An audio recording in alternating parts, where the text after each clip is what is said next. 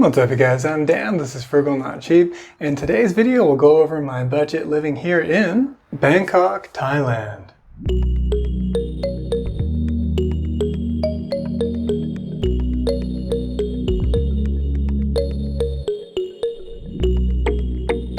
Hey guys, so we're coming up on 2 months since I moved back to Bangkok, Thailand.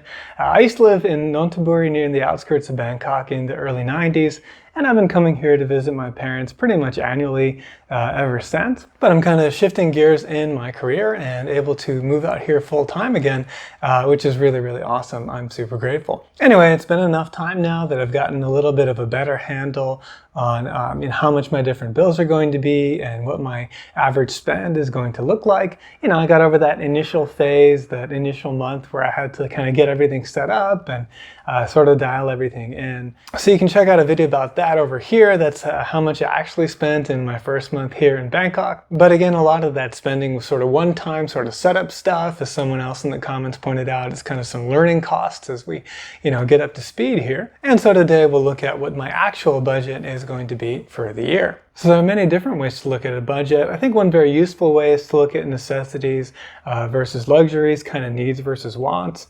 Another way though is that you have certain fixed expenses that are unchanging month to month. You have to renegotiate like once a year. And then you have a lot of variable expenses that change as you change your consumption patterns. So those are two different ways. And then what we're going to do in today's video is to look at different categories. I think that's going to be really the most useful for someone who's thinking about living out here. And I think it's a really good way to look at your budget in general. So of course, the first two categories are going to be housing and transportation. These are always the big spenders for people, the biggest two categories. If you can get a handle on those two, it makes a really big difference for your overall budget. And that's why I think this category method works well for today's video. Then of course, we're going to have medical, very important. Our health is absolutely going to be another big category. And then we've got food and dining and other assorted items. So that takes care of the basics there. After that, we'll look at a bunch of different items that fit into what I call my discretionary category. This is basically those sort of luxuries. Like if we wanted to do a bare bones budget, we could get rid of those if things were tight, and we'd see, kind of what that looks like there is a bare bones budget. All right, let's look at housing first. Of course, the main expense here is going to be rent. I pay 30,000 baht a month. All the numbers that I give you today are going to be, plus or minus depending on what the exchange rate is doing, but it's going to give you a really good idea. And we're basically going to do it all in dollars, actually. So in dollar terms, that comes out to about $937.50 a month, which is about $11,250 a year. That's to rent a 35 square meter apartment that's very close to the BTS. Takes me about 5 minutes to walk there. If you don't know, the BTS SkyTrain is the public transportation system here, one of them. We also have the MRT, which is like a subway, although they do have some elevated sections as well. But basically, Bangkok traffic is really bad, and so a lot of times it's really convenient to be able to take public transportation, so you don't have to worry about that traffic. You know how long it's going to take to get somewhere. Anyway, my apartment is 35 square meters, and that's about 380 square feet, so relatively small by US standards, but it's got everything that I need, and I think it's pretty cool. You can check out my condo tour here. The next largest housing expense is going to be electricity. I've usually got about one air conditioner running when I'm home, and then, of course, I'll turn them off when I leave. I did get a little universal infrared remote. It's a smart remote so that I can turn the air conditioning on before I arrive.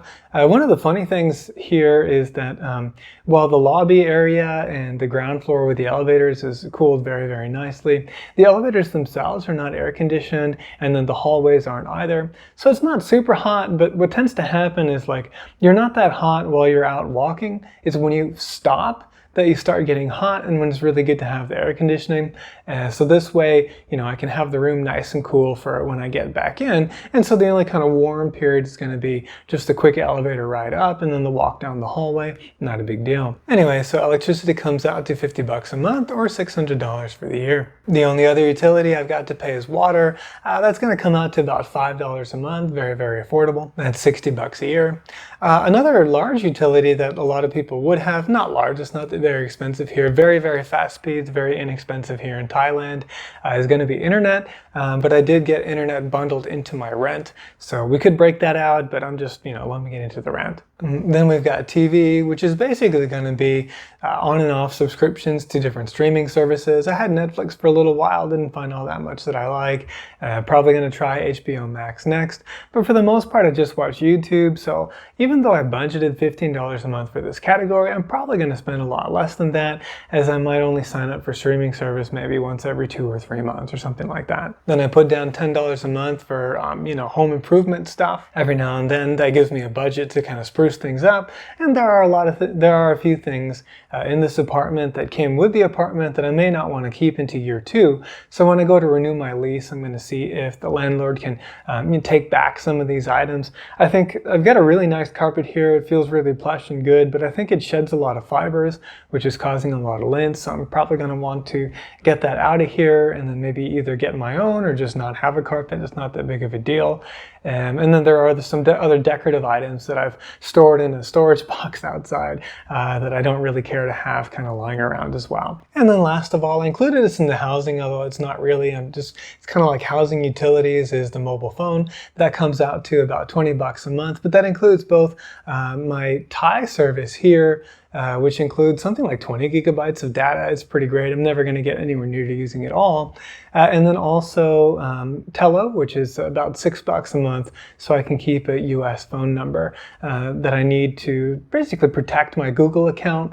And then my Google account has everything, right? That's got my Google Voice number that I use to make all my most of my phone calls to people in the States, and then also to get all my 2-factor authentication codes. But having that Tello number means I have a true US phone number that I can get the 2-factor authentication codes there from Google in order to secure that Google account. So that's housing. That's $1,037.50 a month, or $12,450 a year, which I don't know, is probably pretty great, I would think. We are, of course, talking about having a very nice apartment. Small, yes, but very nice with wonderful amenities, very convenient to public transit. That's also in a great part of town. And Bangkok, by the way, has a huge population. This is not some small city. Next, we've got transportation, and here these costs have significantly declined for me. Not having to have car insurance, depreciation on the vehicle, maintenance expenses. Although I will say that owning my 2017 Tesla Model S 75 was a wonderful experience and wasn't all that costly. You can see my 4-year review here, and I'll detail kind of all the costs there as well. So it was a wonderful car to have, but now I'm just basically using foot, public transit, and a little bit of taxis. Public transit is going to run me about $70 a month. That's $840 a year. And every now and then I'll need to take taxis. That's maybe $30 a month or $360 a year. So that's my total transportation budget at just $100 a month or $1,200 a year. Next up, we've got medical costs, and Thailand is known for having very high quality healthcare at a relatively affordable price. In other words, you can pay for a lot of services out of pocket, which you would never dream about being able to pay out of pocket for in the US. I do, though, of course, have health insurance for catastrophic stuff, so all of the inpatient stuff, I went with Cigna Global. I got a video about health insurance options for foreigners in Thailand here. Anyway, my policy is about $2,000 a year or $167 a month. Next, we've got out-of-pocket medical expenses, and again, those are very, very low. I'm looking at about $15 a month. A little less than that actually comes out to about $175 a year.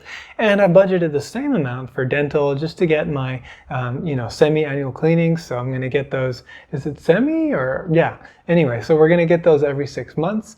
I'm going to get the tooth cleaning. It could be less than that, but they actually upsold me on what they call airflow here, which is basically like sort of sandblasting between the teeth. So they're able to get the stuff that's unreachable by instruments.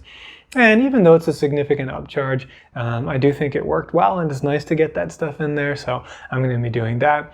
So it comes out to just under $70 each time. That's $140, and then I got a little bit left in the budget for other stuff, incidentals. Total medical costs then are just under $200 a month, or $2,350 a year. Now we've got some real kind of basics: food, dining, and clothing. I added clothing just because I didn't know where else to put it. It is required, so it's not really discretionary. I can't just not have clothes. And certainly we need food, we need food as well. So groceries are going to be relatively low. I think food is not all that cheap here. It's not all that expensive either, depending on, where you're living, where you're watching this from. Food's relatively cheap in the US, I think. And here, well, it really depends on what you're buying. So if you're trying to replicate a Western diet, obviously that's going to be a lot more expensive. Any imported goods, are subject to high tariffs here. And so that really increases the cost. But if you're looking at local goods, it's not going to be so bad. But I'm actually not going to be doing very much cooking. I'm probably going to do just like, bread and eggs for breakfast, and then generally eating out for lunch and dinner. So that's why I've only budgeted $75 here. That's $900 a year. And then my restaurant budget is larger at just under $150 a month, or $1,750 a year. And of course, the shares for each of the two might fluctuate as I adjust my eating habits and, where I go out and how much I socialize. But I think generally that's a pretty solid budget. Those of you that like to go out to, get coffee all the time, or eat at the really Western style restaurants all the time, are going to think that this budget is shockingly low. But again, this channel is frugal, not cheap. And then personally, I prefer to eat like a local. I love all the Thai food, som tam, pad kapao, pad siu, lab mu especially. Lab nua is good too. So, I'm really happy eating that kind of stuff, and I don't need to go to those like mid to high range Western style places all the time. Then I put $10 a month or $120 a year for clothing, just in order to replace items as they wear out. So total for the category, again, mostly food, is going to be $231. Or $2,770 a year. So that's all the non-discretionary spending, I would say, like the stuff that, we really need. Restaurants, a little bit arguable, but again, this is basic food. These are just my meals. Comes out to $1,564 a month, or just $18,770 a year, which I think is pretty awesome for having a relatively high-end apartment. Again, pretty much downtown. Like Siam is one stop away. That Siam is actually the Station Zero. It's the original center of the BTS line, which extends out in multiple directions along two different lines throughout the rest of the city. A lot of people tend to think about Tonglo, Akamai, Asok as kind of being more the city center now. But back in the day, this is a very important shopping area. And then down in Silom as well, kind of like the Sathorn Central Business District area was also an important hub as well. And that's not too far away either. Anyway, I think it's pretty awesome that we're still under $20,000 a year, even though I'm spending more on the apartment than I expected. Originally, my plan was to get something more around the $500 or $600 a month range, maybe $650. But I don't know, I just kind of fell in love with this place, and so here I am. Okay, how about that discretionary spending, right? This is very bare bones. Aside from some meals out, we don't have any fun baked into the budget, and fun is necessary. Now, of course, there are a lot of free things that one can do, but some things do cost money. First on my list is making charitable contributions. That's important to me. That's just under $42 a month, or $500 a year. Then we've got travel. I tend to travel mostly with my parents, and they're very generous. But I will want to chip in, and I want to have a budget for this. So I'm looking at $100 a month, or $1,200 a year. Especially regional travel or domestic travel would be really quite inexpensive. Then I want to have a budget for entertainment. This will include any, say, massages that if I run out of privilege points and I want to get a massage, they can be relatively inexpensive, about $20 an hour for Thai massage, that kind of thing, or even 2 hours maybe for that much. I don't know, it depends. Prices have gone up, it depends where you go. But then also, I've recently decided to take up golf. And so, no, I won't be joining a country club or anything like that. But I will have to pay green fees, rent a golf cart. There might be caddy fees every now and then if the course requires you to have a caddy. A lot of that I can pay for at least one round of golf per month through my Thailand privilege points. But let's say I wanted to go twice a month or something like that. I'll have to have a budget for that. But anyway, I've budgeted about $50 a month for entertainment. This could be a little low. We'll see how we do. We'll check back in on this budget next year, of course. I've also budgeted $50 a month for Thai lessons. Now, of course, this is not the kind of thing that we're going to always be taking lessons, right? I'll be progressing through the different levels, and I won't be able to take lessons every single month because sometimes we'll be traveling. So it's going to be an off and on thing, and so we can use part of this as part of the entertainment budget as well for the months where I'm not able to do the Thai lessons.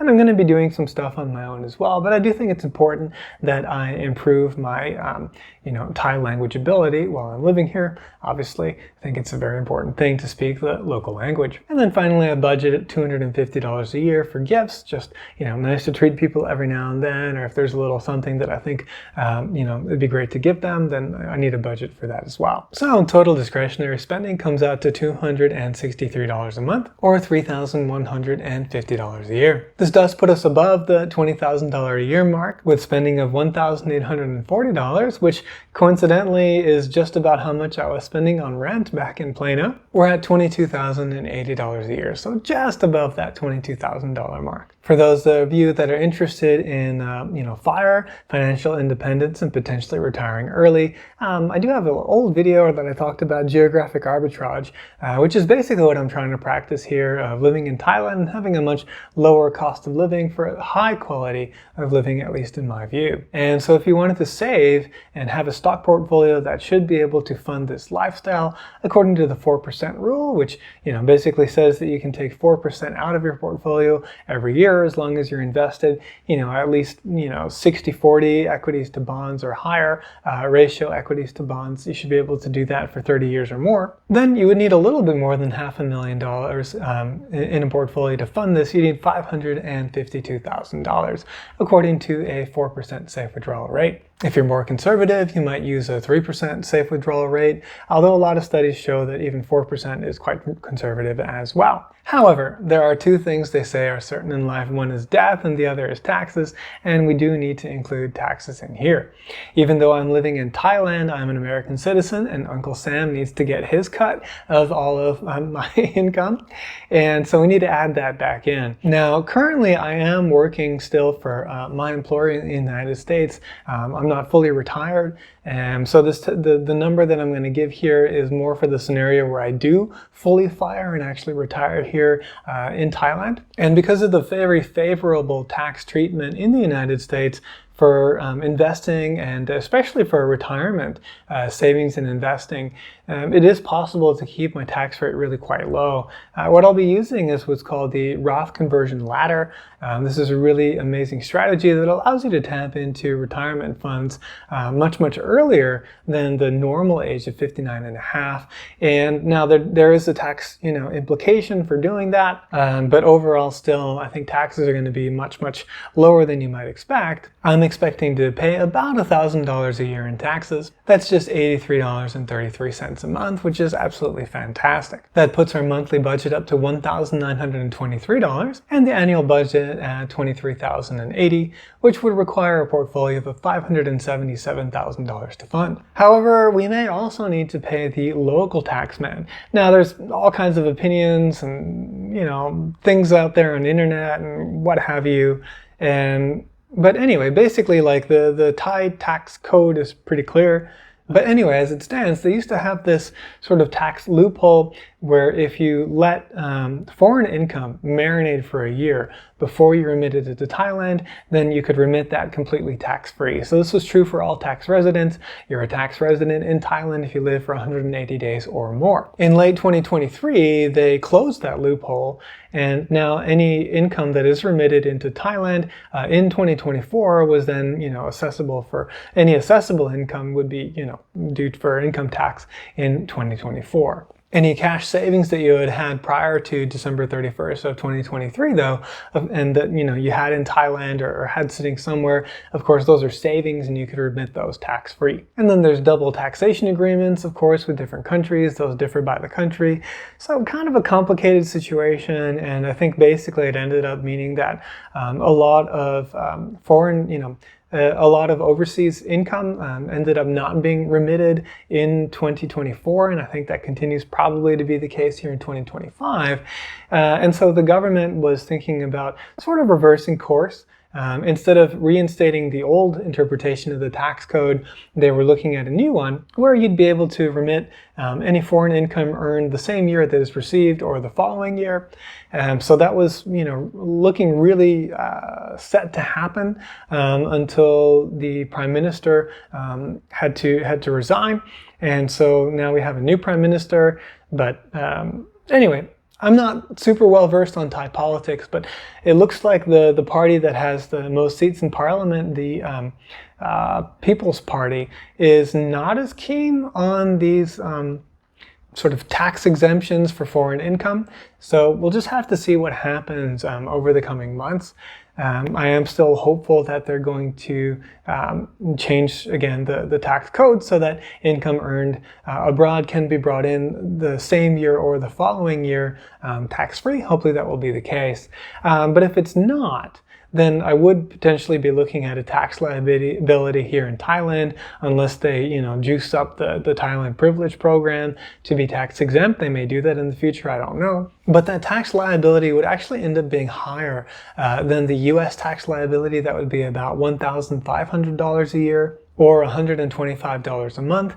And then I think I could claim some of that as a credit against my US taxes, but there is a limit to that. So yeah, we'll have to see how that all shakes out. I've never actually had to do that just yet, but I do think that I can do that with the TaxAct software, which I would have to budget into all this here as well, that tax prep. So with those potential taxes, both US and Thai, that's going to push my monthly budget up to over $2,000. $2,050 basically, and that's about $24,600 a year.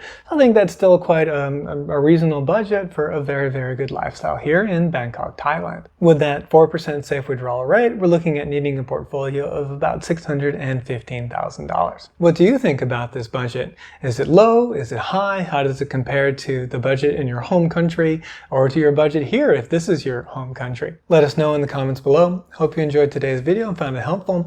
If you did, please hit the like button and consider subscribing. Thank you very much for watching, and I'll see you in the next video.